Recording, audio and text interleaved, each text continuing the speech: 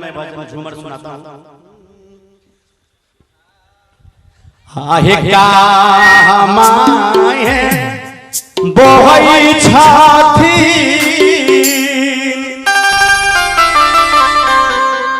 और मिथिला के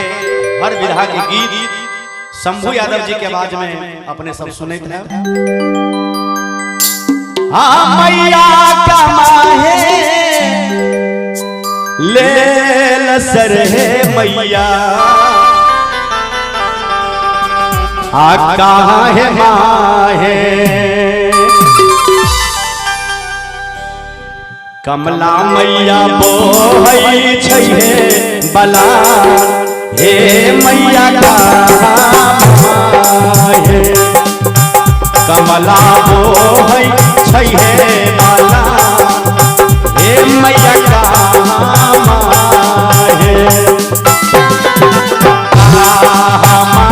आहे बोहई छाती मैया कमाए लसर मैया कामाहे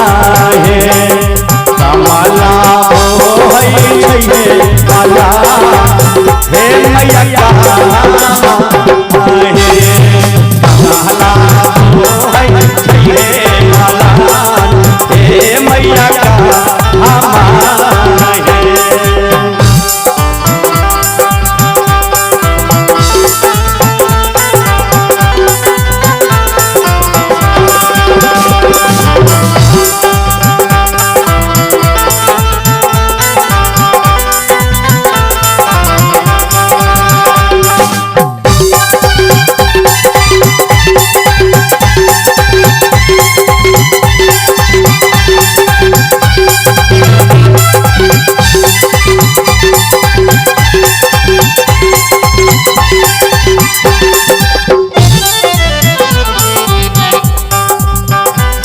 आहे माधे धीरहु तब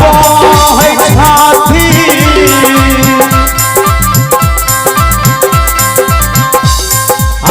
मैया कमाए लसर मैया आगम जाला कमला बोहई छै बला हे मैया कमला मैया बोहई छै बला हे मैया गम जाला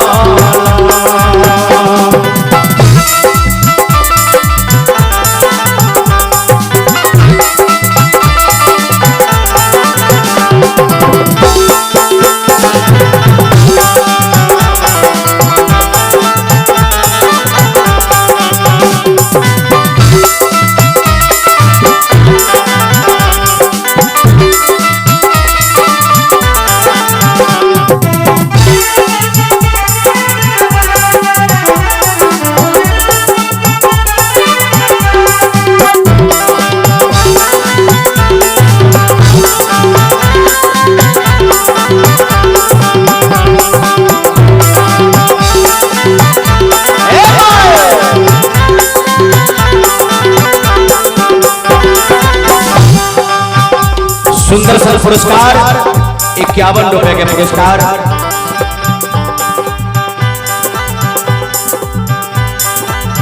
बहन की ओर से है।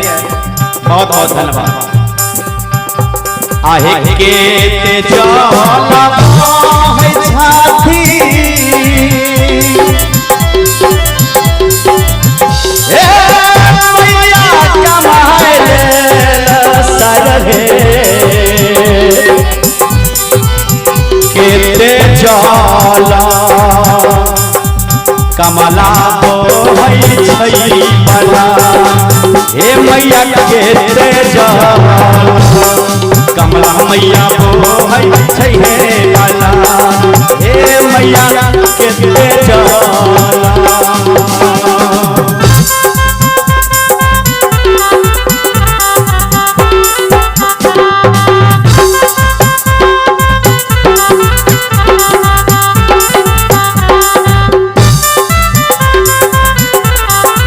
हाय हाय